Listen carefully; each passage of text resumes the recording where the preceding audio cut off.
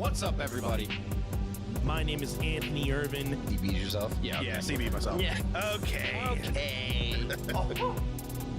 I'm Jim Green. Don't even need a hint of being traffic light. Okay, good. Welcome to One set.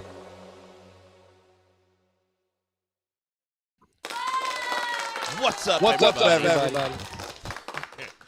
Keep forgetting the live streams. You know, we're always on like a little bit of a delay, Yeah, it's all right. I mean, but we're used to it. Yeah, I mean, we used to do like this live cast like when we first started, right? Yeah, I mean, we would just still kind of like previously record it, but this is like obviously one of the first times we're just live. So you know, we're doing our episode tonight live on the spot. So no edits, no edits, no copies, no cuts, no nothing. So you guys are getting this raw. So raw is raw can be. I mean, it's fitting. We are going to talk about Monday Night Raw as it is. But it's getting good. We had an awesome time, watching Raw this week. A lot of stuff happened, and like we were saying in our last episode, you know, things are definitely heating up, and you know, we'll get to a lot of topics with the Finn and Dom stuff. We'll get to the Gauntlet match. I missed the opening segment with Seth this past week, but I am loving the whole mass stuff and just how he's just having like 50 people, just disguising as him, and they're just like scatter. I will say, like I saw where they were trying to go with it. I just think execution-wise, it was a little silly. But it was fun in a way that it was like I was cracking up at it. That like this is like they're really doing this kind of thing. Yeah. I can see the silliness and like how it can be portrayed as that for sure. I mean, it's awesome, but in the same sense, I can definitely see how it can be, corny in the same aspect too.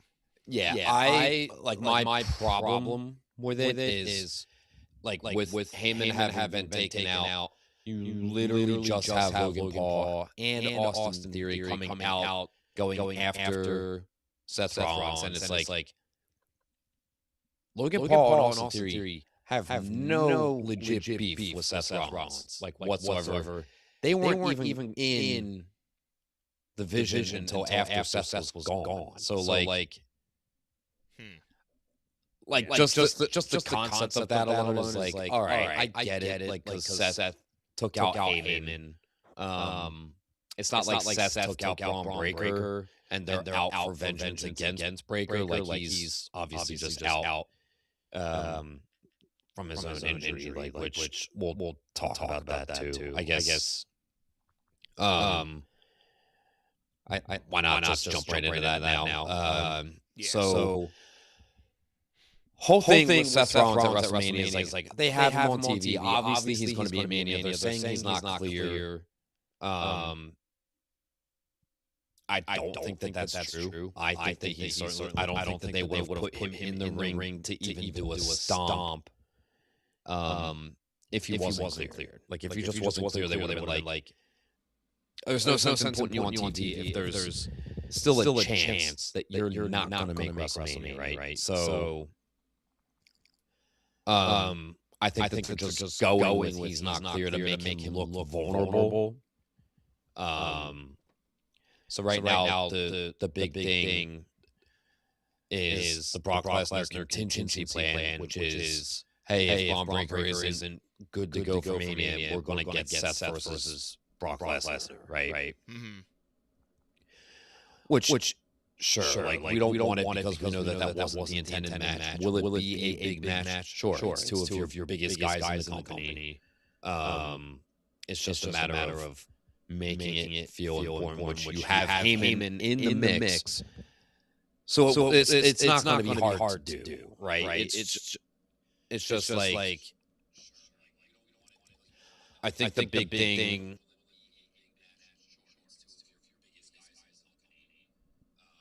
Sorry, I'm just checking the screen. Okay, you were muted. I don't know why I'm getting double the audio. I was looking at the audio, and I was looking at the audio on the stream, and it was doubling. I don't know why it's doubling. That's fine. That might just be Wi-Fi in general. Yeah. Just keep going. I'm gonna sorry to kind of derail a little bit. No, it's fine. Let me see. Big thing that I've kind of heard is they don't, and this is going to tie in also to like if Braun Breaker's good to go, we're probably going to get Brock Lesnar versus Obafemi. So the only hold up there is they don't want Brock Lesnar losing until his retirement match, is like the rumor that I've heard. So it's like, if you're going to do Brock Lesnar and Obafemi isn't going to win, I don't like that either. Because like Obafemi needs to win. If anything, I get it. Like, if we don't get that match at WrestleMania, it's because that's probably Brock Lesnar's retirement match to pass the torch to Obafemi and say, yeah, okay, I will lose to this guy to make him the next monster, um, which sounds great. Obviously, we're all pulling for Braun Breaker to be good to go so that we can get the Braun and Seth match. I will say, like, sure, if he came back to Monday Night Raw the week of WrestleMania, it's like, oh, we don't get a proper build. The storyline is there. If you've been paying attention, folks, like, it'll speak for itself. All they really have to do is show Braun Breaker taking out Seth Rollins back in September, I think, or I guess it was no, it was September, I think, because WrestlePalooza, I think, was in September, and then it was like not far. It might have been the beginning of October. I guess whenever they were in Australia, they were in Perth for Crown Jewel in the beginning of October, I think. So it's not really a match that needs a huge build. It'll be fine. So yeah, I do think that they're gonna make Seth Rollins an important pivotal part of Monday Night Raw every week leading up to Mania. No doubt about it. For sure. We're supposed to get Brock Lesnar this coming Monday, so I would imagine Heyman is back. But yeah, we'll see. In other big news from SmackDown last week, we did get Cody Rhodes beating Drew McIntyre for the undisputed WWE Championship, which immediately sets up for Cody Rhodes versus Randy Orton at WrestleMania. I want the one-on-one match. A lot of people feel differently. They want the multi-man match. I do understand both sides of it. Drew McIntyre does deserve a main event spot for the stellar work that he has done. I don't think that Jacob Fatu necessarily fits as far as WrestleMania marquee match, like across from CM Punk and Roman Reigns, doing Cody versus Randy solo one-on-one is probably the move. The problem there is that they're both baby faces, so it's like it hurts the build a little bit, right? It would be nice to see one of them turn heel Yeah. to help build the feud a little bit along the way. But like if I had to pick now, it's Randy Orton is going to punt Cody Rhodes at Mania to like heel turn and win the WWE Championship off Cody. But like, I think a lot of people are going to cheer Randy Orton punting Cody Rhodes because a lot of people are unhappy about Cody winning the WWE title. Right. So it's kind of like a weird, they booked themselves into a corner type of thing. Like, yeah, your better move is probably just turn Cody heel already. Like, the guy needs a freaking character change badly. Yeah. I mean, if anything, because I think there was a post going out basically saying like, okay, since we're getting Cody and Randy, who's going to be heel and who's going to be babyface? I mean, if you're really going down the line, and you want Cody to kind of have some type of difference in this type of WrestleMania, your best bet is to have him, be the bad guy and Orton be the top guy in it. And because I think everybody in their right mind is not really in a big Cody mood this year. So you're going to want to have, Randy being the top one to kind of hopefully get this win here. So the problem, and it's something that we don't necessarily always see. Us, like I would say, we're hardcore like life fans. We see the Cody staleness, right? And I think a lot of other fans that have been around long enough to know better are like, all right, this is getting boring, right? Mm-hmm. So the big problem with turning Cody Rhodes heel is the merch move, right? Yeah. You turn him heel, the kids, because like he's a hero for the children kind of thing, right? Like, so it's like, I understand it from that business end of it for like the money making side, but like storyline wise for your lifelong fans that have been invested in this product for as long as we have, we're going to lose interest the longer that you just keep riding this Cody Rhodes face run out, because like he's got to be the top guy. I feel like it is becoming very John Cena-esque in that, like, oh, he loses the title, but we know he's just getting it back at some point. And it's like, right. Okay, at the very least, he lost it to Cena at WrestleMania last year, and it took us until SummerSlam, and I was like, okay, we got a good 4 months of Cody Rhodes not in the title picture. And then we had Drew win it back in January, and it felt fresh, right? Like we were all like, this is great. Mm-hmm. It didn't happen at one of the big PLEs. It literally happened on SmackDown. And I think it just kind of hurts the whole, you win the Royal Rumble, you get a title shot at WrestleMania. You win the Chamber, the Elimination Chamber, you get a title shot at WrestleMania. And then all of a sudden, you have just Cody Rhodes beat Drew McIntyre on a random SmackDown on the road to WrestleMania. Like, sure, it's a little bit overthinking. It also just like in the big picture down the road, it doesn't rule out that the title can't change hands along the way on the road to WrestleMania. So like, I like it in that regard, that it's not like, okay, whoever's the champion at the Rumble, they're almost not defending the title. They're almost certainly carrying the belt to Mania, which like has been pretty routine structure. Your champion, whoever it is in December or January, like, okay, maybe you have a title change at the Rumble, going towards Mania.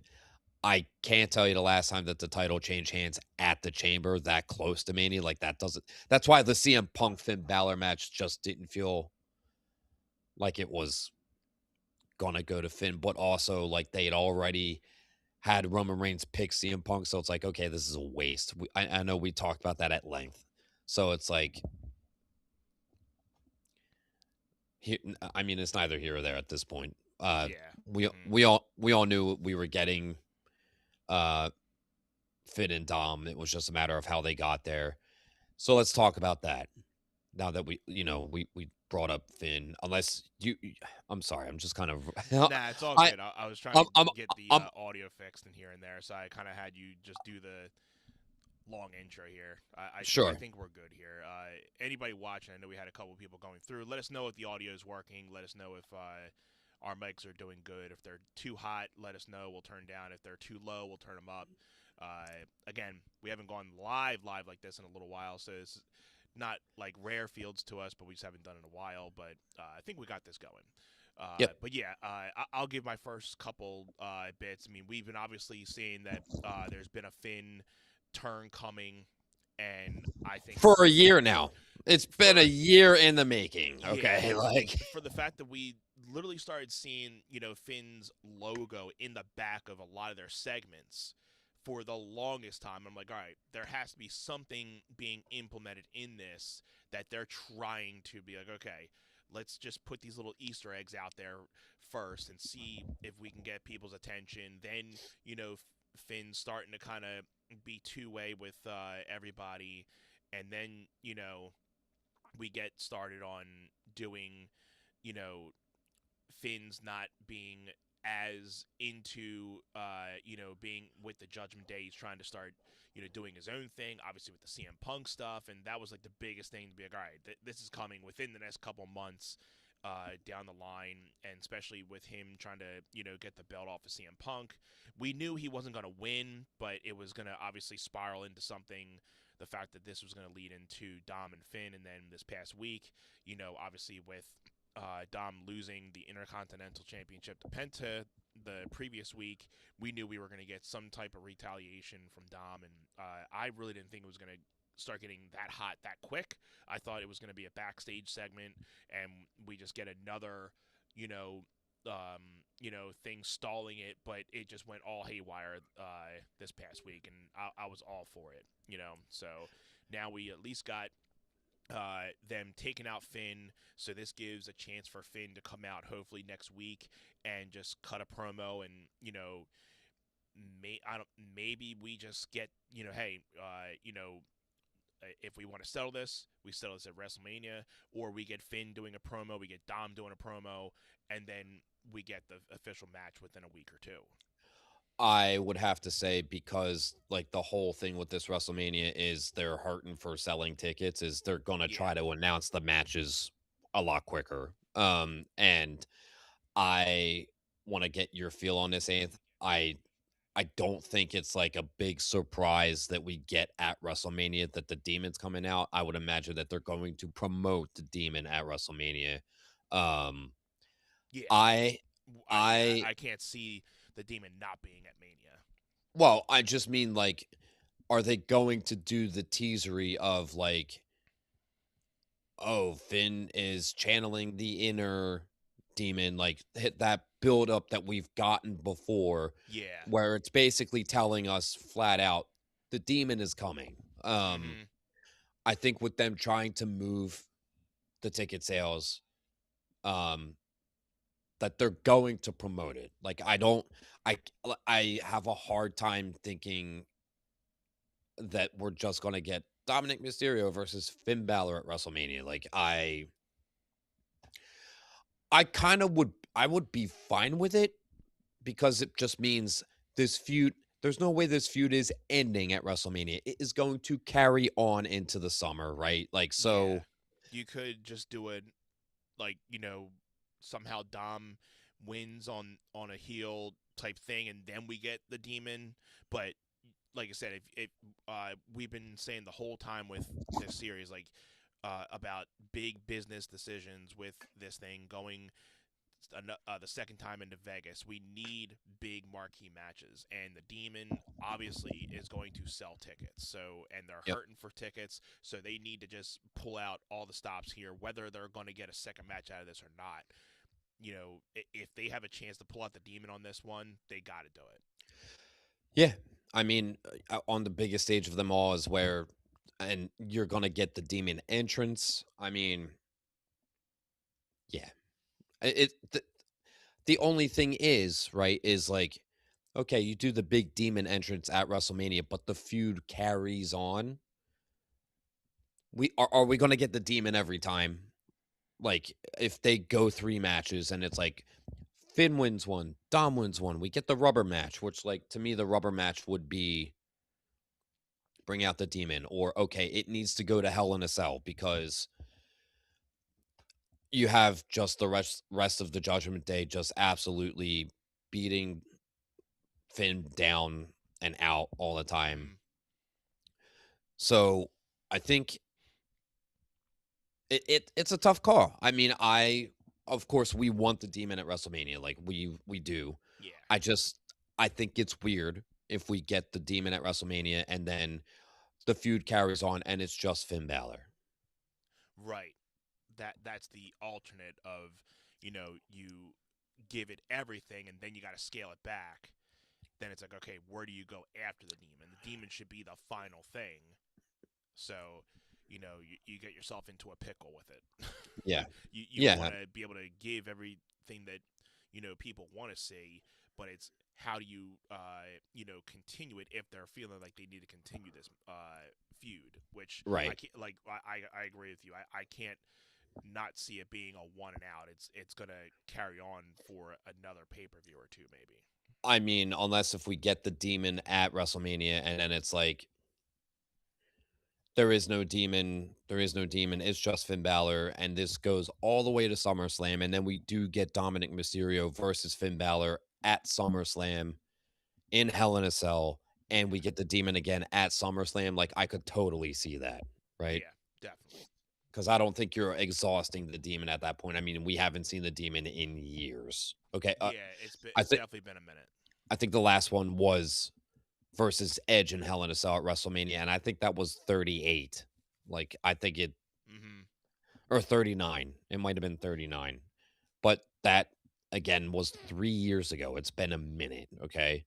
Um Yeah, even then, I think that match, like being the demon, it was just like not like what we were used to. So it's like, it wasn't like NXT demon type vibe, you know? well, and to be fair, right? Like his dancing partner in the ring was Edge, like a Hall of Famer and older Hmm. guy. Like we need and I can't wait. Look, we're gonna get it now because I was shocked to see JD jumping in on Finn. That was the one thing that really surprised me Yeah, because I mean we all had JD siding with Finn, and so for JD to stick with Dom, I was pretty surprised.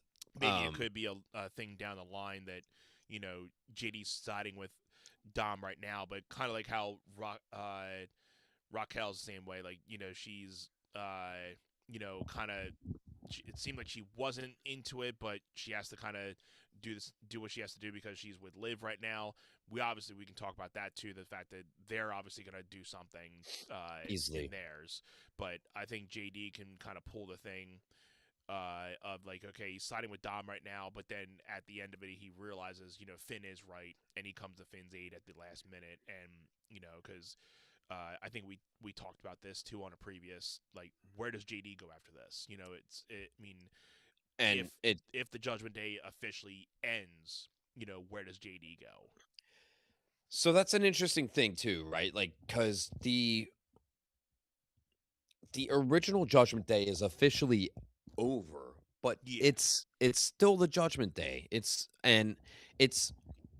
I saw someone mention like the Judgment Day isn't your typical faction. It's almost more like a school. You enter the Judgment Day and then you graduate out of it or you get kicked out of it, right? yeah, So it is neat because it is a different situation that we really haven't seen before. Um and that it's gone through this evolution of like the original members are all now completely and I mean Finn Balor is like is he an original member? I mean like kind of because he was brought in by Edge and Damian and Rhea who were like the founding members, right? Like it really yeah, was Edge and Damian, then they brought Rhea in and then they brought Finn in and now um Edge obviously over in AEW, Damian's been out since Finn turned on him a year ago. A year ago? Yeah, that sounds right. It was this past summer. So it's been 8 months, I guess. hmm, But Rhea's been out of the Judgment Day for a minute, right? So right, gotta say, it certainly feels like we're gonna get face Finn Balor and face Damian Priest and face Rhea Ripley uniting at some point after WrestleMania, but hmm, fairly soon. I mean, not in like, oh, we're starting a new faction, but like I can totally see them going after and this is probably why they kept JD with Dominic is to be able to set that up for backlash. true, Wouldn't be surprised. You get Rhea in with um you get Rhea in with Finn and Damien, and then you have Dominic, JD, and Liv on the other side. You have Raquel still in the wayside, which if that's the route they're going, just curious because that just popped in my head. Why would you have Rhea in that mix if she beats Jade Cargill at WrestleMania? Yeah, So it's almost like, to me, it almost feels like Rhea Ripley does not need to win the title to build her stock. She is just at the top of the food chain as it is. yeah, So it does almost feel like Jade Cargill needs to get this win to elevate her status, so to speak. Status. yeah. Um, Definitely. I mean, at the end of the day, I mean, I think we obviously see Rhea beating Jade, but that match is more for Jade, like you just said, to elevate her because she hasn't been doing anything. Like she yeah. literally had one match. And So if anything, she has a lot on her plate to be able to prove that she deserves to keep the title, even though she hasn't really done anything with it over the last year well, or and since SummerSlam. But yeah, I think it was put on Jade under the pretense that Bianca Belair was supposed to be ready to go for WrestleMania, and she wasn't. Like, her injury has just been delaying her hmm to no end, and it stinks because it's like we need to get that ball rolling again because Naomi will be back at some point between Mania and SummerSlam. That triple threat at yeah, SummerSlam, it's gotta be in the works. It's gotta be. I mean, how long has it been? And again, I feel like every promo for these big shows is like, this one's been a long time coming, folks. And it's like, yeah, because everything is long-term storytelling. And it's uh like, huh, we get it. You want to have a lot of investment and stock in these feuds to make these matches feel important, but sometimes it is exhausting, brother. Like, I gotta say, like, sometimes it's like, yeah, just give us a straight match. Like the Grande Americano match that is almost 100% certainly going to happen. hmm Is there a build? Yes. Is it this deeply, like, really well thought? It No, because it just doesn't have to be, right? no, Um, it's just obviously simply OG Americana was obviously the originator of it. Ludwig comes in and takes the job. Gable comes back, and okay, we gotta eventually settle this thing of who's eventually gonna take this Americano, uh, you know, gimmick forward. So and we gotta eventually pay this off to getting those two at Mania. I don't care if it's pre-show. I don't care if it's the opener for one of those two nights. It's got to happen, and we got to get Chad Gable ripping the. But I'm not sure. Even though they're both not Mexican wrestlers. I'm not sure if they feel they should disrespect the AAA thing of revealing somebody, even though they're not originally Mexican wrestlers. I'm not sure how AAA would feel about that. so they do mask versus mask matches in their wrestling culture. It is a thing, Okay. right? And in that case, all bets are off. Like, let's go. Somebody's getting unmasked. And in this case, Yeah. I got to tell you, from what I hear, the new El Grande Americano is like John Cena level huge in Mexico. So, like, Hmm. I know we've talked about, well, like, He Ludwig, has that gotten a lot more time to elevate the character, so I sure. can definitely understand it. I mean, Chad Gable only really like cut the surface of it, and then he got hurt. So Yeah. Ludwig kind of was put in the spot to be able to be like, okay, how do I just take this idea and make it even better? I will say, even though we've had more time with Ludwig, you can say almost he might be the better Americano, but I I would can't I you would have can't to say so 100%, but it's also he's had the experience and the time to develop it. Like you said, yes. he's yeah, So it's sure. kind of hard for Gable to just come back into it and kind of get back to where he once was with doing it, and but he doesn't really have like the last couple of months of what Ludwig has been doing with it. So you want Chad Gable to eventually win it, but you can see Ludwig winning it and continuing to be that character after that match. I mean, I at this point I wouldn't mind either one of them winning, but after kind of putting more evaluation into it, I can definitely see Ludwig taking it and being the better, because obviously he's had a longer time developing the character, and you don't know if Chad Gable can continue that, because obviously it's two different people. So Right. I think honestly, if I know Chad Gable, if I know, and I don't know the guy at all, okay? if I know him, and I don't know him well. I so I know the guy is incredibly smart. I think he's got his PhD from Harvard or something like that. Like I heard Chad Gable is like a super intelligent guy. Hmm. So he has to have done the math of like, okay, this was an unfortunate situation for me where I was entering something and building it to become something big.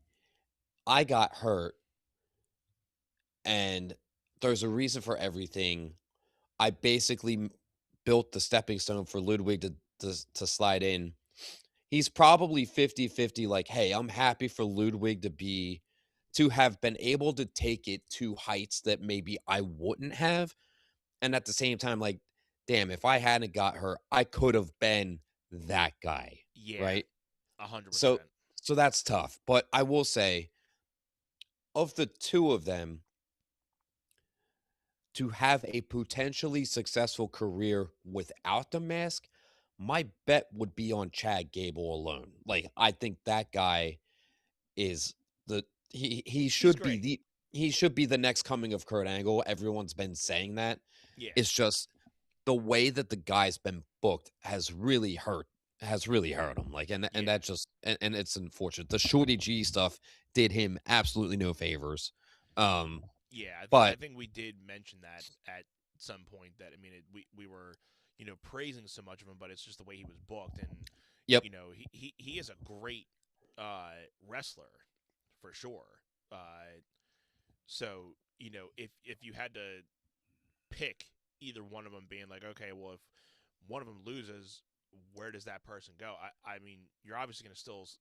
I think they would still put more uh, you know, other weight into building more Chad Gable after this Ludwig match, more than if Chad Gable stayed as Americano and Ludwig had to go back to being a regular wrestler. Because where do you? I mean, you can't bring him back with Gunther at this point. Nope, not even. You So don't really have much of a space for him. Other than like Chad Gable, you can put him in the Intercontinental, the U.S. title bouts and stuff, and he'll be fine. so Chad Gable gets unmasked as the original El Grande Americano at WrestleMania, and then there is American Made. Like, dude, you got injured last summer, Hmm. and you've been back as this like imposter luchador this entire time. We thought you were still on the shelf. What is going on? Immediately insert him back into American Made and make them Yeah, important. Get the Creed brothers back on the show. Um, maybe this whole thing with Natty and Maxine. You have Maxine with elevated stock. It makes American Made feel. I, I always think, okay, Maxine isn't with American Made. She was with American Alpha, which is like Otis and Tozawa, right? So yeah. it's actually Ivy Nile, who I gotta say, Ivy Nile was stellar in the women's intercontinental gauntlet match. Now, I saw I watched that match like I caught spots of it. I caught it in pieces. And I mean like most of the time when you have those gauntlet matches, like the first two to start are not winning. So like I think they had um EO out early, and I Hmm. was like, that's a little strange because like how do you get her to lose? Or no, EO wasn't in there, or was she? Yeah, I think she was. We'll talk about EO in a second. But we had Bailey win this gauntlet match, which I thought was incredibly telling. Because I'm glad 'cause, I mean she's been kind of on the crap list for the last like year, knowing that last year with WrestleMania she got taken out, so her WrestleMania moment got shattered by Becky, and I think even no, the year before that, or was it 40 that she won the championship? 40 was the year that she beat Io. So Yeah, it was last year's Mania that she got the shaft and Becky slid in, which yeah. So I mean, absolute shite, by the way. yeah. So you gotta be happy the fact that she at least won something, and she's gonna be getting at least another uh, title opportunity. Where again, I saw something that I read that AJ Lee might be getting rid of the title pretty soon, so we might be getting Bailey winning this. So I'm like, hey, another belt on Bailey, and because she hasn't won this one, this is the only one that she hasn't successfully won. So we might be getting her winning the Intercontinental Championship, which again I'm fine with. Bailey is like almost like one of those hidden talents that like you kind of forget. She was one of the original four horsewomen, and I even though you obviously have Charlotte up top, and Sasha and Becky were kind of the middle, and Bailey was always like that middle person. But there she still has like a lot of talent in her, but she's always seeming to get the short end of the stick most of the time. I think that it's because she isn't so self-serving. She's more of like, I'm here to really help elevate others, and she's been looking out for so many other people that she isn't as invested in herself specifically. Like, you and I, on a personal level, like, we are like that to a fault. We are more so constantly looking out for our loved ones before we're really investing in ourselves first, right? Like, Yeah, we don't want to come off as selfish and arrogant. So it's like we put our loved ones in our lives like before ourselves, right? So 100%. I feel like that's like where Bailey has been in the ecosystem of like the women's division the past few years. And when I say past few years, I mean Damage Control. She was fantastic, and I thought Yes, her getting the boot there and then setting up her versus Io, like that was all fine and well. But like since then, it's been like what's Bailey doing? Like, I do think that we are inevitably going to get AJ Lee is losing the Women's Intercontinental title to Bailey by way of Becky Lynch costing her. And that, I mean, that was to me, hey, how come Becky Lynch isn't in this gauntlet match? Like, that was weird, right? right. So I feel like they're keeping her off to make us think like, oh, she's just not around. But like, we're gonna get this AJ Lee versus Bailey match, and then here comes Becky Lynch. Like, there's no way that's not happening. Okay, so Hmm.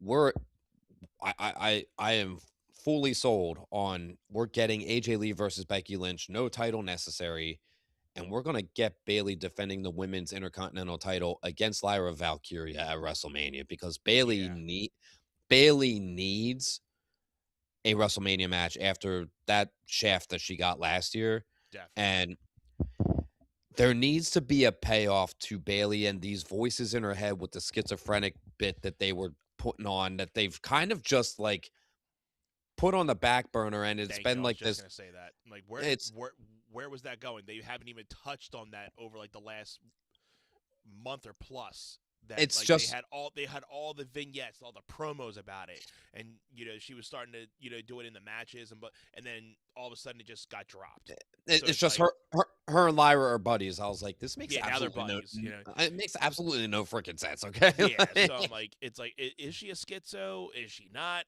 I mean, did they just, scrap it because it really didn't go over what they thought. So they're like, let's just scrap it. And then she's Oh, fine. let's just scrap it. And Bayla is just Bayla, Bayla, Bayla, Bayla Bailey. Bayla Bailey. So Bailey has just been like floating in obscurity again, Yeah, mind you. And Lyra, and like with Lyra Valkyria again, like they're doing this stuff backstage, and it's like, okay, we need to pick this up and do something with it, or else it's going to be absolutely dead in the water. It's almost right there. So it's like, yeah. okay, let's get Bailey the Intercontinental Championship, and And that let's match do, is tomorrow night on SmackDown, right? From what I'm aware of, or are they doing it in? That's not a Mania match. AJ and Bailey. I think it might be tomorrow night, if not in one of the next SmackDowns or two. I didn't see it on the preview for SmackDown, but like they are all members of Monday Night Raw, so that's got to be happening on Monday. Um, True. I don't. That yeah, it could be happening either this coming Monday or one of the next. I mean, I don't really remember it being that they're going to have it at Mania, but I think they were going to have it soon. I mean, I will say, like, all bets are off with the brand split in WrestleMania season at this point. Like, they have whoever they want on whichever show that they want, especially with SmackDown at 3 hours. It's kind of like, okay, well, we have open time over here, albeit Raw is on Netflix. Like, they can go to 2 hours and 45 minutes. I just know they're trying to keep that to 2:15, 2:30, the best that they can. Yeah. Um, AJ Lee and Bailey are set to face each other for the first time in 13 years. Holy smokes. Okay. So that's pretty wild. Um, yeah, but when are they Right. facing each other? Exactly. It it doesn't really say. Yeah, maybe they just haven't made it official yet. Yeah, because they know that they're going to do it on a Raw, but it's like, okay, but when do we want to do it? Because we have other puzzle pieces that are more important that need the time developed. So it's like, Yeah. if they can't fit it, they don't want to advertise it and it be like, oh, we can't squeeze it in on this Monday because we have Brock Lesnar coming back this Monday. We have Roman Reigns coming back this Monday. So it's like, okay, maybe like Yeah. they have a lot going on That's at this least coming something Monday. that you can skip a week and come back to it, and And if they have to finagle it over to a SmackDown, they can. yeah. So, uh, it's something that we got another 5 to 6 weeks before WrestleMania, so that's a lot of time for that to come to fruition, and Bailey getting the Intercontinental Championship, whether Becky has some type of hand in costing AJ the belt, and like you were saying, you get AJ and Bailey, or AJ and Becky at Mania, and then you somehow get Bailey and Lyra Valkyria at Mania, which I like that because they need to eventually squash that whole thing, because you can definitely tell there's something, eventually that has to happen with that and their type of, situation. So, I'm Bailey definitely needs to all turn for it. heel. She needs to be this schizo. She What needs like to, yeah, just either go back to her heel persona, or just like figure out what she's doing, or they need to figure out what they need to do with her, because she's kind of this in between. Like some nights I'm not feeling myself, and some days I'm okay. Like I took my medicine today, then today I didn't. Yeah, I mean that's exactly what it is. Where it's like, okay, there's no clear cut like what is going on, and Yeah, the gray area situation, they are doing a poor job with it. Like it's just like, oh, we don't know how to feel about Bailey today, and it's only been 4 freaking months that we've been like what are we doing here? Okay, unless like you. Sorry, go ahead. no, I was done saying what I was saying. Like, go ahead. Now, and I was saying, if you are going to go the route of Bailey and Lyra, you can just easily just give, because you're going to have to, in the same way of Bailey helping out some of the younger talent. You can give Lyra the heel, saying like, oh, okay, I mean, we've been going at this, and you've been treating me like crap for the last year or so, and I am tired of it, and blah blah blah. So I'm coming after your belt, and Bailey coming off on this, run where she's starting to get a little bit of babyface reactions to it. Like a little momentum going. Yeah. Yeah, so it's like you can pull Valkyria into the heel spot, and then whether it's if you have her beat Bailey, or you can still have obviously Bailey win to keep her momentum, but you got to also do something with Valkyria too, because she's kind of in that, like, she's having great matches, then she'll have that one, because I saw the Unreal portion with her, and how that whole the tables and ladders match with her and Becky was just abysmal. So she is I got definitely. I gotta say, I have not ever once seen that match because I heard how just much of a dumpster fire it was, and I was like, "Wow, I'm glad I I was missed it." watching it back on the Unreal, and I remembered it. I'm like, yeah, that was like a lot of the So spots were bad. just, yeah, it was just so bad. And yeah, I heard about like the zip tie thing, and I'm like, it just doesn't do any favors for Lyra whatsoever. Because like No. I mean, we could tell that Triple H had so much stock in her. Hmm. Apparently, Lyra Valkyria, the majority of her run in NXT, she was a heel. So it's like, okay, do we need her to go that direction? I personally, if you keep Bailey as a face, she is going to ride the same wave as Natalia, in that like just nobody really, everyone's like, "Oh, yay, Bailey." And that's it. That is Yeah. the ceiling for her. That Yeah. and nothing else. So it's like if she's older, and when I say older, I mean like her like prime WrestleMania days were In Mania. wrestling years eh, speaking. yes, Mania 31 with the, or no, she wasn't in the original triple threat, I don't think, or maybe she was. I know it was Charlotte and Sasha Banks.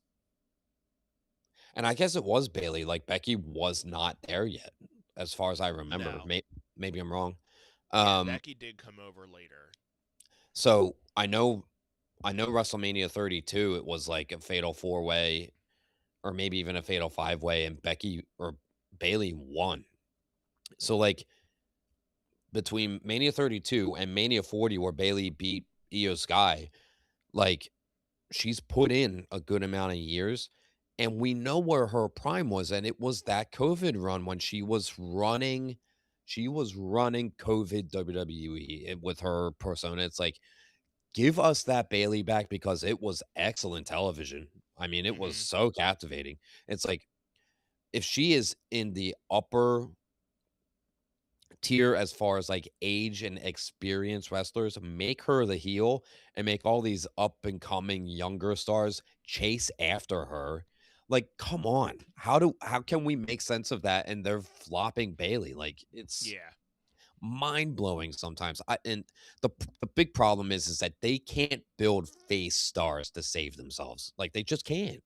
Hmm. Anybody who is anybody is a heel, and everybody loves to be a heel because they could like just, I mean, be like, for lack of better words, like be an a-hole and be like, this is my character. This is what I'm supposed to do. And it's like, oh, like being the good guy to overcome that is the hardest job in the world. Yeah. And I mean, we're seeing it with Cody Rhodes. Like he's been a great face when like, okay, he's in these storylines with these heels where it's like we want to see him get the upper hand, or get his comeuppance, or that he'll get the comeuppance. And it's like we've just seen it so many times. Okay, turn Cody Rhodes heel. Like, just do it. Um, All right. Should we move on from Bailey and the women's IC? I I think we've said a decent amount. Yeah, I think so.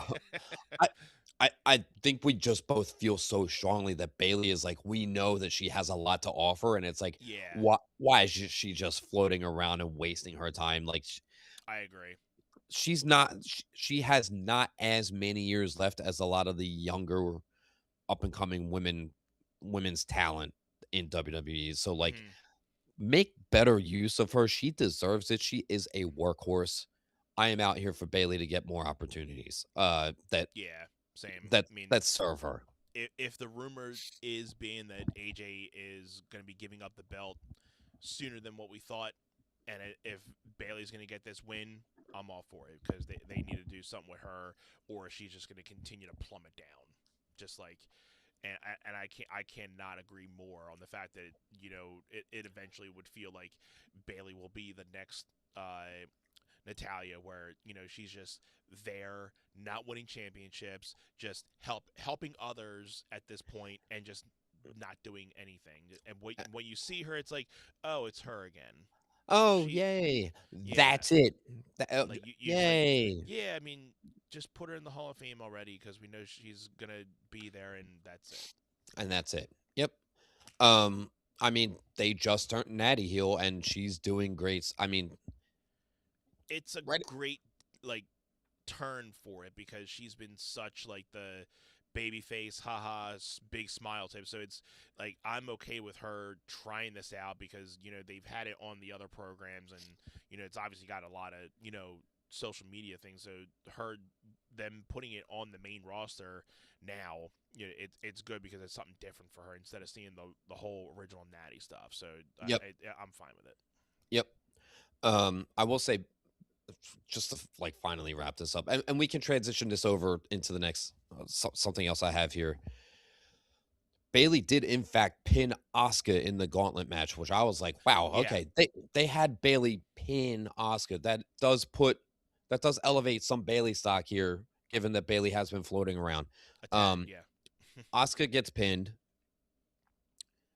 and gotta say, like, Kairi Sane is going to turn. yeah.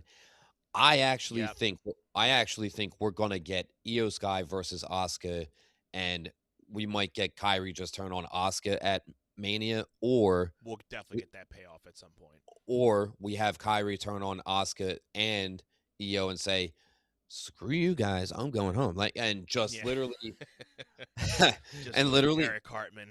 yeah, little Kyrie saying, "Screw you guys, I'm going home." I'm going Okay, home. yeah.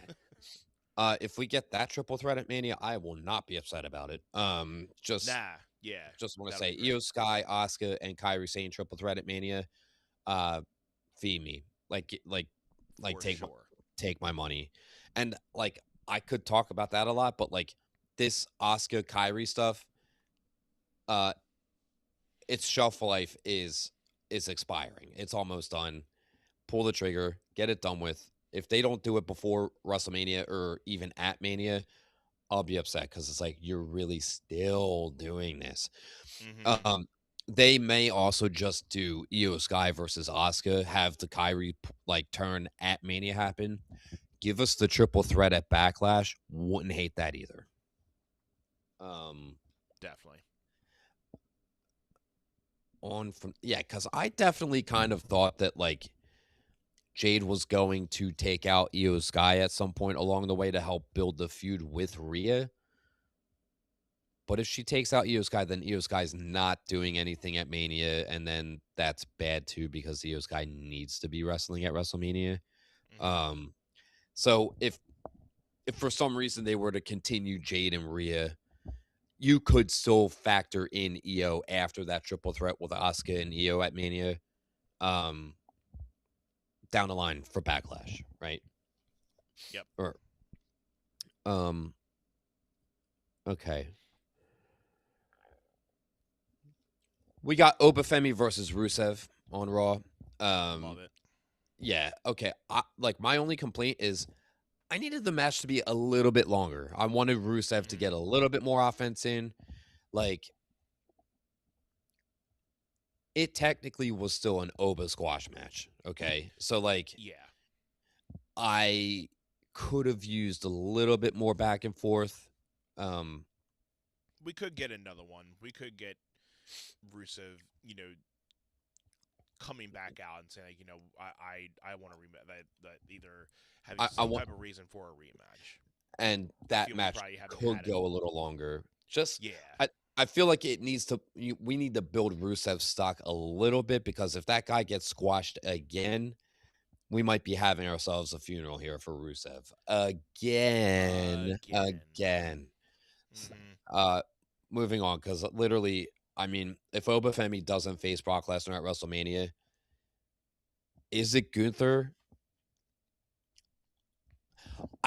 I don't really. I don't know. Like, are we getting Gunther versus Rey Mysterio at WrestleMania? Like, is it just Gunther is going after the legends at this point? I won't hate it, but it's like, who else are you giving Obafemi against at WrestleMania?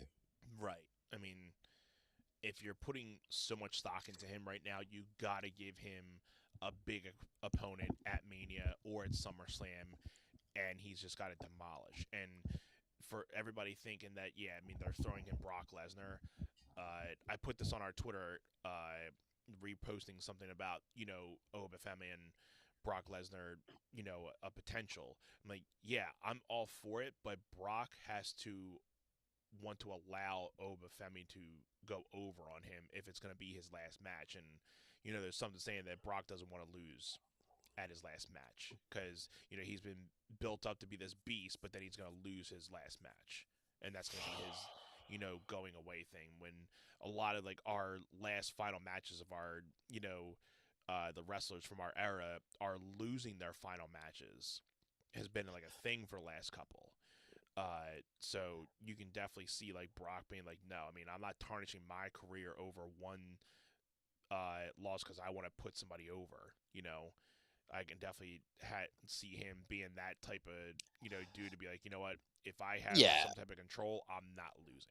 I mean, yeah, I can see it too. I like totally see where you're coming from. I just think Triple H is gonna say, look, you can have your retirement match and your final match at SummerSlam in your hometown, like in your home state of Minneapolis.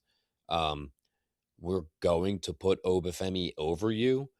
If you don't like it, you don't have to have this retirement match and you don't have to get this payday. Like, screw you. You Like, could that's you could maybe do something like Obafemi gets the the win out of nowhere, and Brock just demolishes him after the match. That would still be somewhat okay. Where Brock gets to have his heyday. He loses the match, but he gets the final laugh in a way. yeah, I guess I could kind of see that. I guess if you had to, you want your cake and eat it too type of situation. You know, Hunter's happy because Obafemi goes over, and Brock is somewhat happy because he didn't, go out looking like a punk. Yeah, I mean, I could also see them doing Brock Lesnar versus Obafemi at WrestleMania, and Brock like low blows Obafemi to get the win at Mm-hmm. Mania, and then it's like we get Obafemi versus Brock Lesnar at SummerSlam. Obafemi wins. Brock Lesnar rides off into the sunset. Uh, cool, cool, bro. Yeah. We don't need you anymore. We got Obafemi, and he is Right. the future. Um, Yeah, man. I gotta say, like, okay, with the Judgment Day breakup, yes, we had Liv Morgan in the ring for that. Was important, needed to happen. We did also have in the gauntlet match with Raquel. In Raquel was in the women's intercontinental gauntlet match, and it was like, okay, Raquel might win this thing. You had Liv Morgan come out, and I was like, okay, somehow she's gonna be getting in the way. Yep. Stephanie Vaquera comes out, they're fighting up the ramp, and then Raquel loses.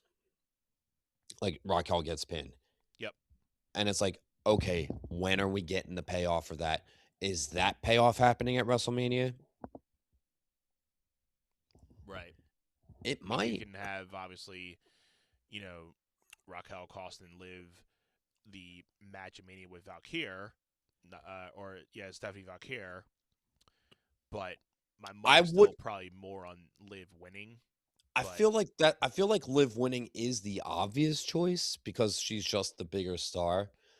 If you want to invest stock in Stephanie Vaquer, she goes over Liv Morgan. she's got to win that. It does not hurt Liv Morgan because Liv Morgan is that big. Yeah. She doesn't need it. And I will say, Liv Morgan's record at WrestleMania is 0-8. She has not won one of her WrestleMania matches. So Wow. there is Interesting. something to be said about that. So, like, maybe it's like, Right. okay, she should get this win here.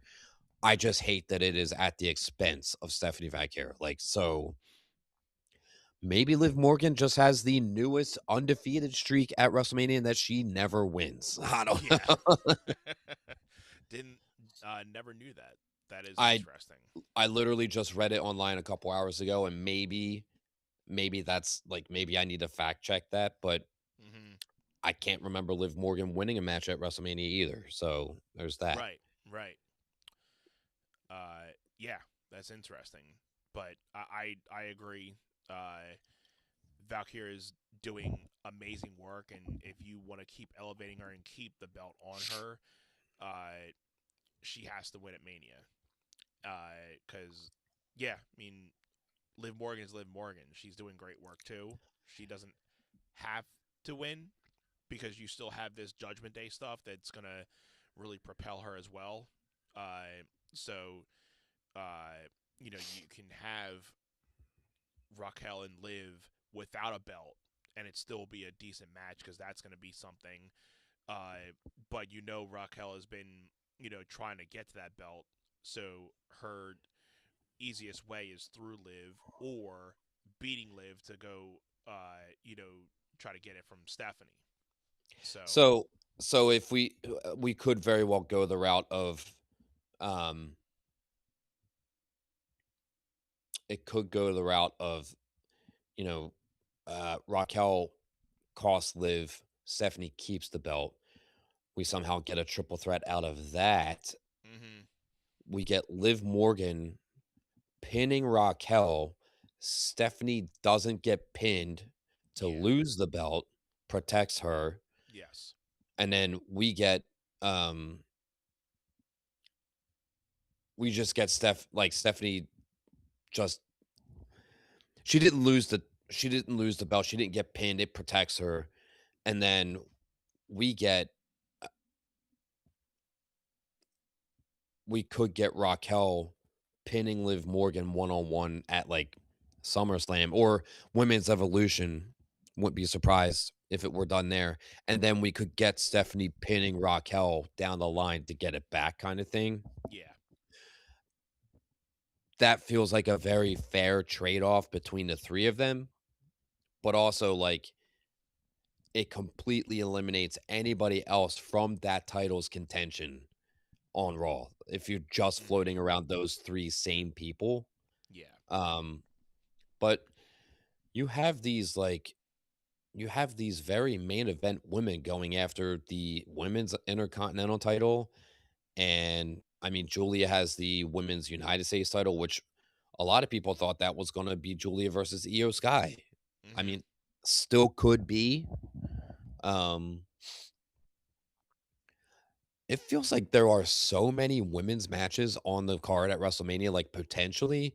So it does feel like not all of them are going to make it, but like right, anybody and everybody who was in the women's commercial for WrestleMania, they should very well have a match at Mania, right? Like that only makes sense. They were in the promo for it, right? yeah. So it would feel kind of awkward to have one or two of those women in your promos and then they're not even eventually on the card. So that being, Charlotte being one of those people, obviously, we'll probably get her and Alexa, battling out eventually. Uh, you So know, the thing with the two of them, right, is you have I forget if we talked about this last week or not, so I do apologize if it was already mentioned. I don't think we've gotten to talk much at length with the Charlotte Alexa stuff. We've kind of briefly talked, but we haven't really gone into big lengths with it.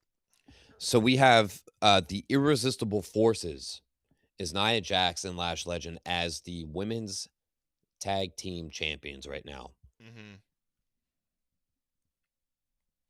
We are coming up on the 25th anniversary of Tables, Ladders, and Chairs 2 at WrestleMania, right? Mm-hmm. That match is going to get inducted into the Hall of Fame. And then the women's tag team titles are going to be put on the line in a TLC match at WrestleMania because you have all of these women tag teams out there. It makes perfect sense. Yeah. And that's where you get all of the women on your roster in one match. That's true. And they can't use a freaking weapon to save themselves. So it's going to be We talked about that too. we have talked about that at length.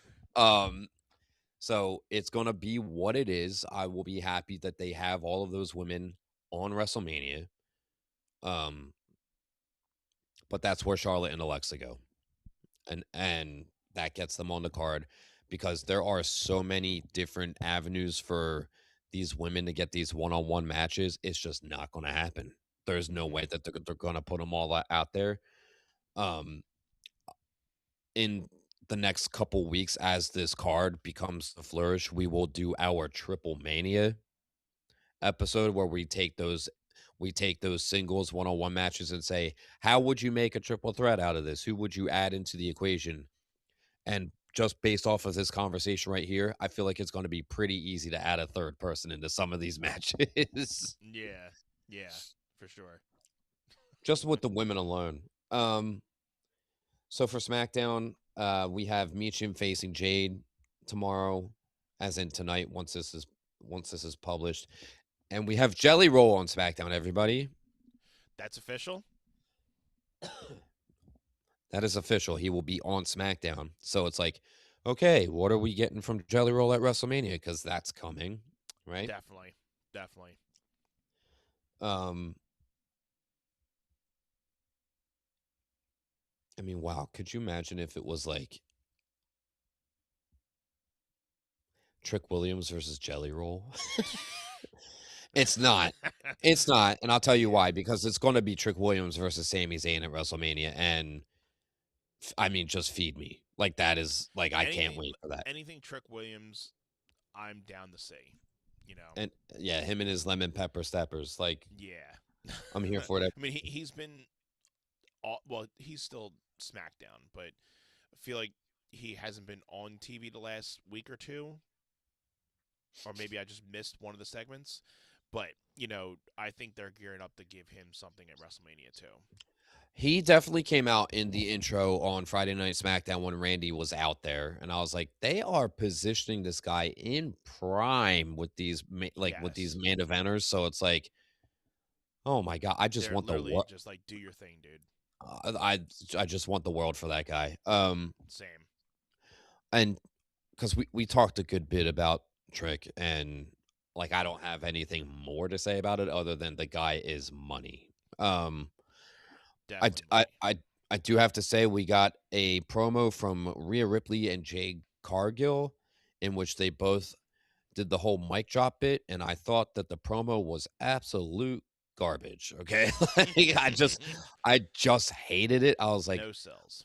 I was like, this just feels like Rhea is like, I'm doing this because it's my job, and everybody knows that Jade is just not as good as she's chalked up to be. Yeah. She is literally everything that Rhea said. Physically, she looks great. She looks strong, but Rhea, she will, when she hits, she'll make it count. And and I'm like, okay, at least Rhea got a couple lines in to make me feel like, oh, this could be really good. Jam and Jordan in the comment thread. We love Finn Balor. We talked at length about Finn earlier.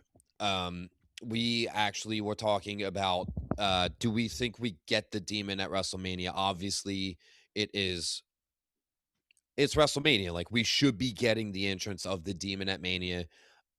We did say if this feud were to go on after WrestleMania, it would be a little strange to get the Demon at WrestleMania, and then are we going to get the Demon all of the time? Right. In this feud with Dominic Mysterio, or are they going to save the Demon for the rubber match if it goes 3 matches? If they go from WrestleMania to SummerSlam, do we get the Demon in the payoff match? The only thing I'd say about that is, like, I think, Anth, I speak for the both of us in that we would want Finn Balor to get the win in the feud. I just feel like the company is so invested in Dominic Mysterio that they would want him to look strong coming out of this, right?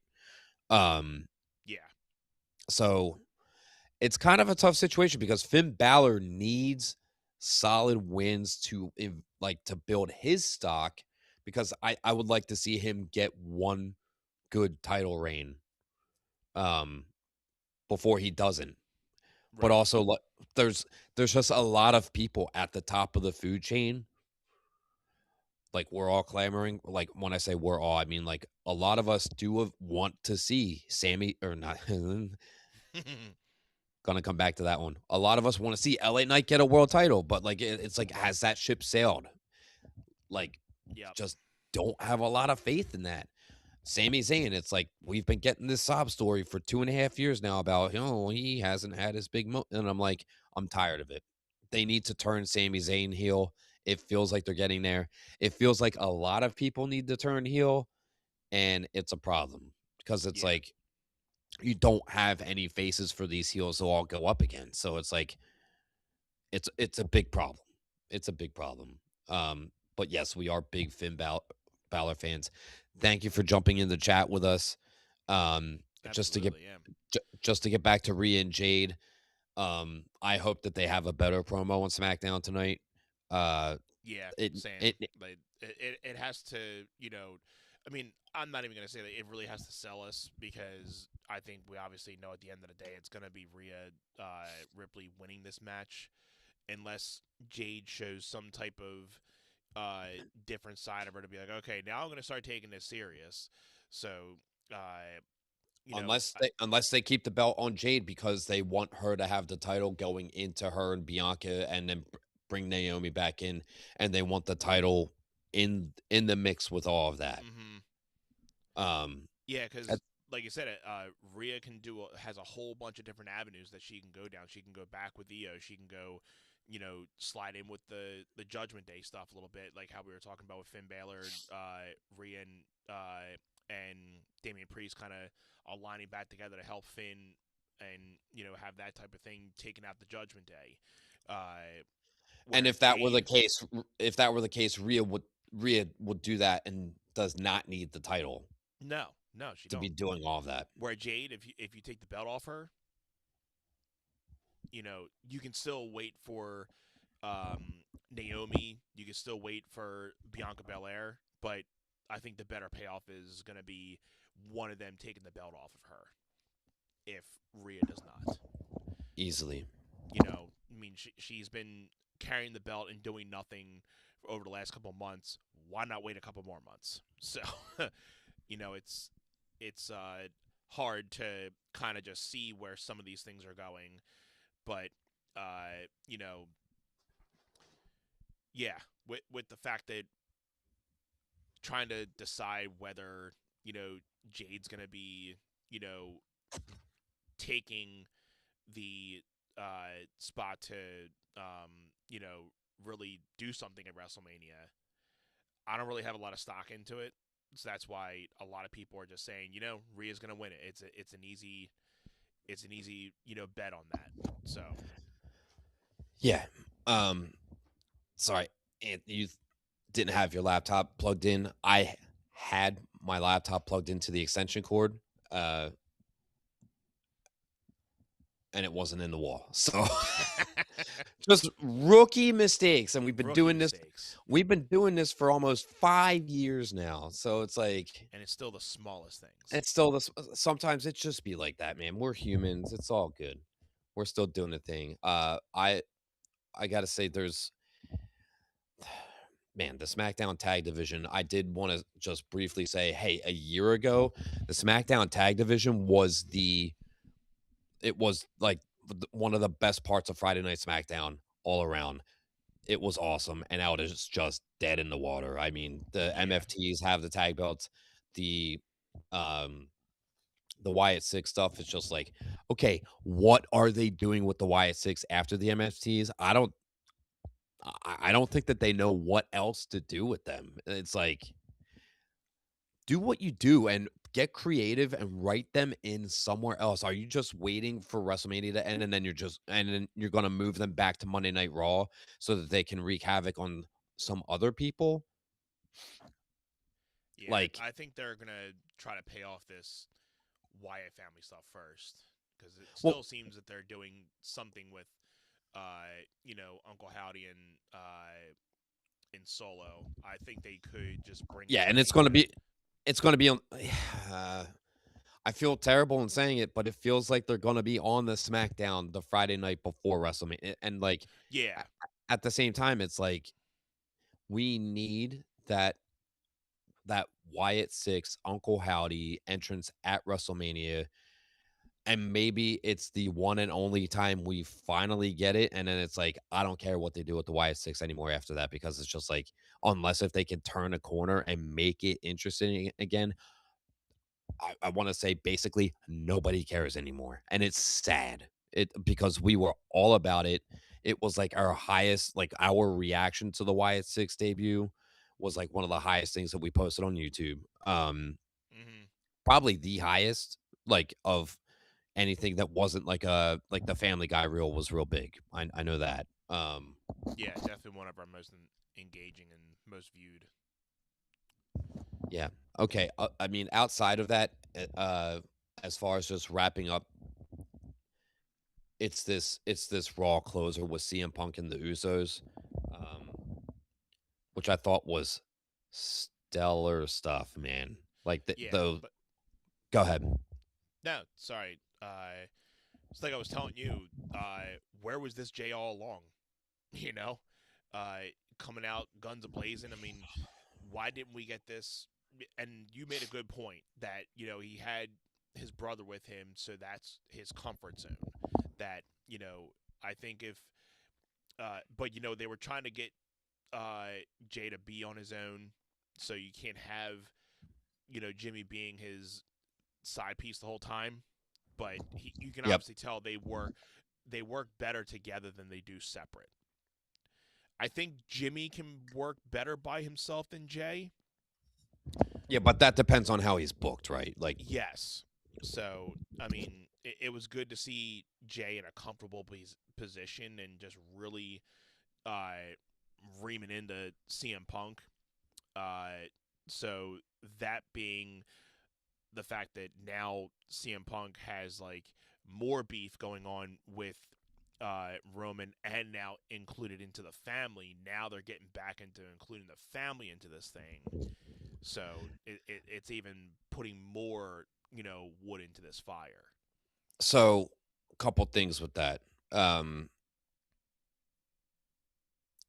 it makes it easier for them to continue the feud because Roman isn't on TV every week, right? Yes, Okay, so it fits. I understand it. definitely. I'm good with it. It also opens the door for CM Punk to feud with the entire bloodline going forward. hmm That is exactly what this did. In CM Punk saying, "I'm going to bury you, Roman, next to your father." I mean, you could have literally anybody in that bloodline when they cross paths with CM Punk. If CM Punk goes down to work with NXT and you have Jimmy Uso's baby who isn't even born yet from Naomi in 18 years from now come up and be like, "Yo, I heard you say what you said 20 years ago I heard through the grapevine. and I don't like it." Right? You can literally have that feud go on forever now. Like, I mean, the Yeah. bloodline isn't going anywhere Nope. anytime soon. So, if anything, if anything, it has me feeling like, okay, are they it's almost like Seth's injury and the whole thing was as long as Seth has the title, CM Punk's getting nowhere near it. Seth got injured. CM Punk wound up with the title, and now it's like, okay, now that's basically dead, and we need to just have Seth Rollins go over here and feud with Braun Breaker, and just keep Seth Rollins and CM Punk completely apart. hmm It's almost like at this point, put them on separate shows and keep them away from each other. Yeah. Like, I mean, I don't know how they do that because both of those guys want to stay on Raw on Netflix. Neither one of them are going to be cool with going to SmackDown. If anybody, it's probably like gonna be CM Punk. And like it's like when The Undertaker was leading SmackDown for all the years that he did, like, okay, CM Punk, like you're a legend in your own right. Like you can help carry SmackDown, right? Right. Um, all that to say, them trying to get CM Punk to apologize was so hilarious to me because CM Punk's answers were all very valid. Okay, the biggest thing here is he told them, I said one thing that was mildly upsetting, and everybody is demanding an apology from me. Roman has done all of these things to everybody, and nobody expects Roman Reigns to apologize. Yep. And I was just like, holy shit. Like, Mm-hmm. like nailed it. Nailed it. Like Yep. just from like a okay, this makes total sense for anybody who is a hardcore fan that has been paying attention all of these years. It's like he did it. This is it. Like this is like, I think I said last week, like we haven't gotten a stellar CM Punk promo since he's returned. And when I say stellar, I mean like iconic promo. It's happening. Like that stuff was so good. You said, "Hey, does Jey Uso?" And I see people saying Jey Uso's finally back. I am more in the camp of like Jimmy Uso super shined because he stayed cool, calm, and collected and went toe Yeah. to toe with CM Punk. Mm-hmm. Right, and I was like, "Damn, he got it." Um, I think for me, I just have a tougher time with Jey Uso because they gave him so many opportunities that I was like, he need something needed to click and he needed to start getting better and better and better. And like he just had really great moments, but like for me, they were few and far between and not enough. Right. Yeah.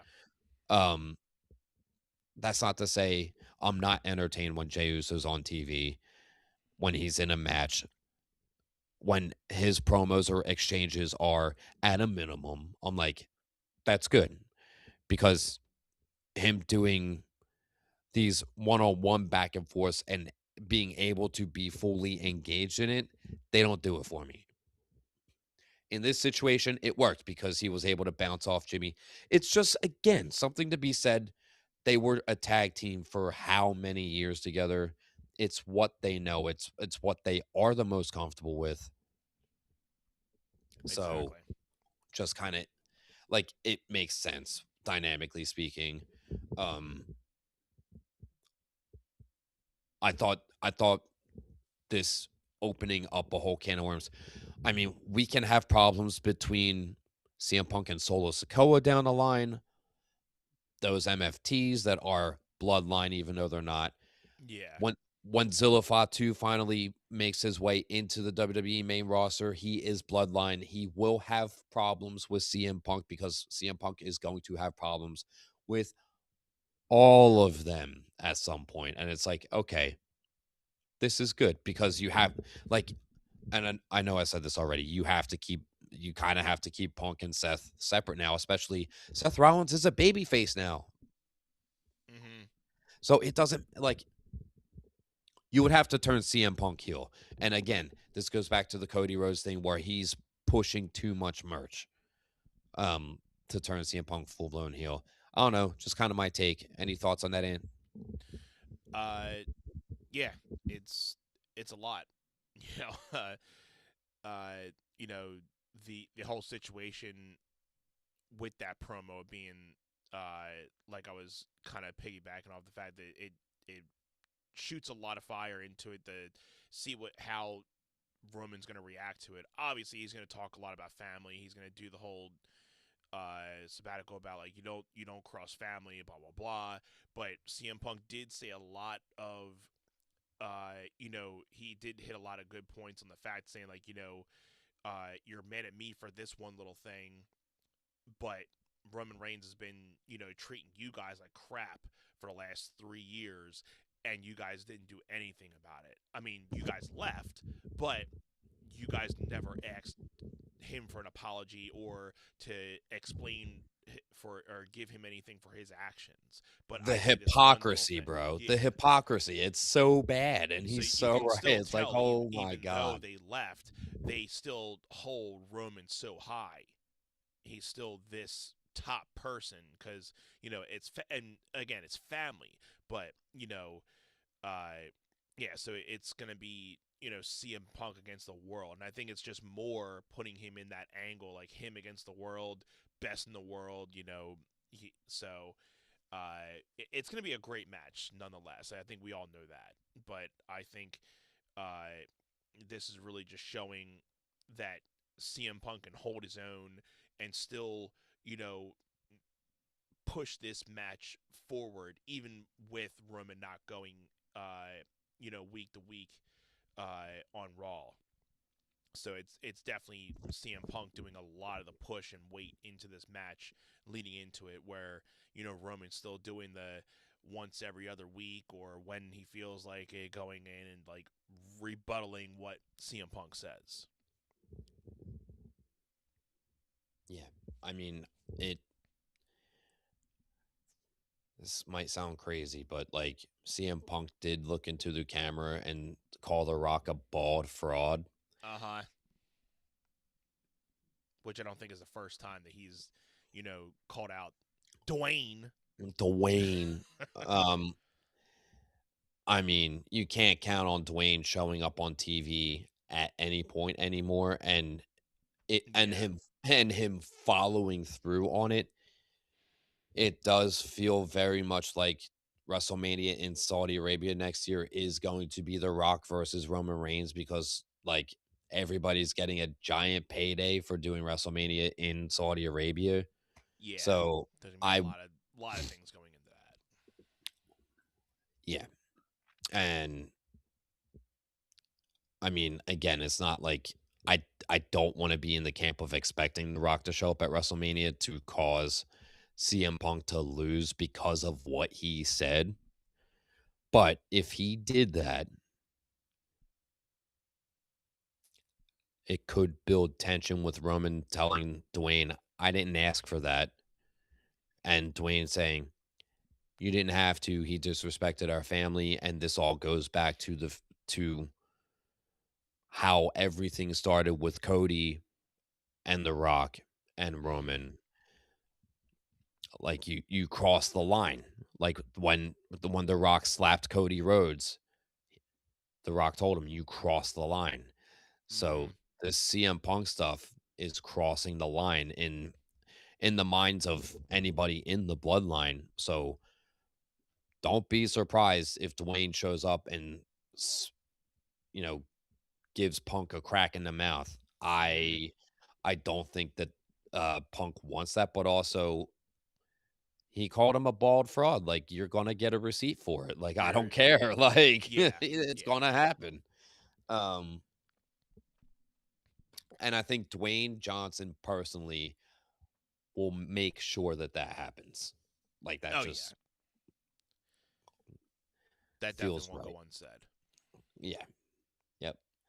Um, and it, I just feel like it is a good Mania season so far. Like a lot of things just kind of fell into place right after the Chamber, like especially Yeah. the Monday Night Raw right after.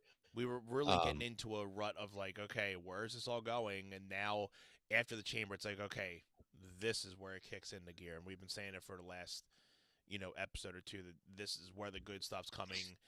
Looks like we have a lot of good stuff coming in, and all these storylines and all these big things are coming into fruition. We still got a lot of time, which is crazy to see because I think we're so used to it being, you know, usually like Easter weekend, but now we got an extra 2 weeks yep. to really continue stuff. So, Yep. we still got a lot of time coming into this.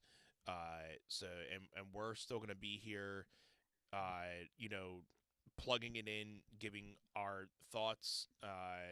You know, I think we can probably start wrapping this one up. Like I said, we've been live on this one, guys. We might do this a couple more times. throughout this series. If you guys like the live content, it's been cool to being able to, chat with a couple people here tonight in real time. So that's a fun thing to do, and I just want to say this is also fun just to hang out with my best friend. For anybody who's been watching us for the first time, we're just two best friends talking wrestling and shooting the stuff, and we're just big WWE fans, and we're just giving our 2 cents on how we feel about this road to WrestleMania. It's one of our favorite times of year, and if you are a wrestling fan, make sure you subscribe to the One Set Podcast by hitting the subscribe button on YouTube, following us on Facebook, Instagram, Twitter, or X, whatever you want to call it, and TikTok at the handle of One Set Pod. And we also do have a out of the podcast, group. And Jim, let everybody know where they can hang out with us. That is on Facebook. It is the One Set Pod Facebook page. It is, I'm sorry, One Set Famhausen. My bad. One Set Famhausen on the Facebook. We didn't even talk about Danhausen and how just Right. incredibly entertaining, and like It's his great. his social media presence, which like social media has become such an extension of the WWE product. Yeah, it's I funny mean, how like his debut was just like crap, but then a week later everybody's talking about him because of the whole curse thing, and that it's now it's just like, oh, okay, now we're invested. yes.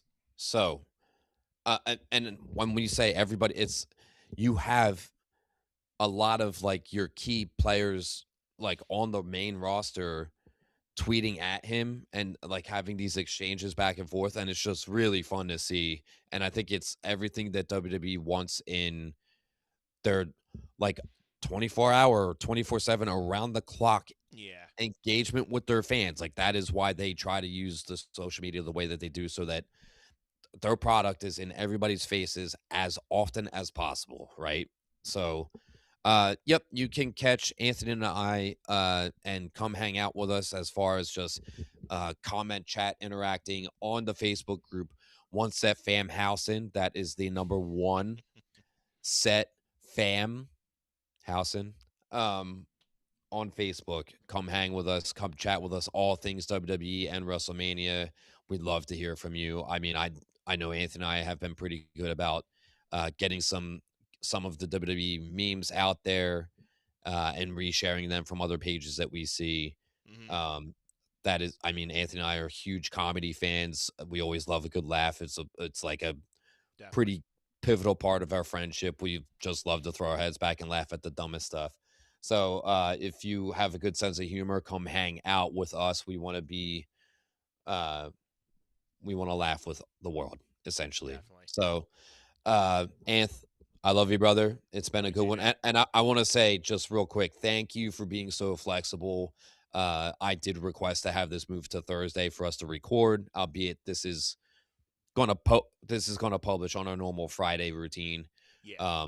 This has been fun, and I know that you do like a brunt of the editing. In fact, you have done all the editing in the last 7 months since I went back to school. So I hope that this actually is a little break for you to like not have to do a lot in post. So Yeah.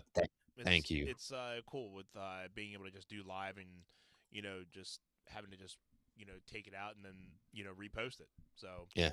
I think we've gotten to the point where we kind of know what we're doing, so it's good. Well, the biggest thing with like the pre-recording is like, oh, is we're able to talk more fluidly. I do use choice words that I wouldn't normally on the live, and we just edit them out. I know Anthony does too. So yeah, if you're listening and you're like, hey, why do they talk like everything is super PG? This guy right here teaches kids, and that's exactly all that it is. So, Anth, I love you, brother. Everybody, thank you for tuning in. This has been One Set. Set.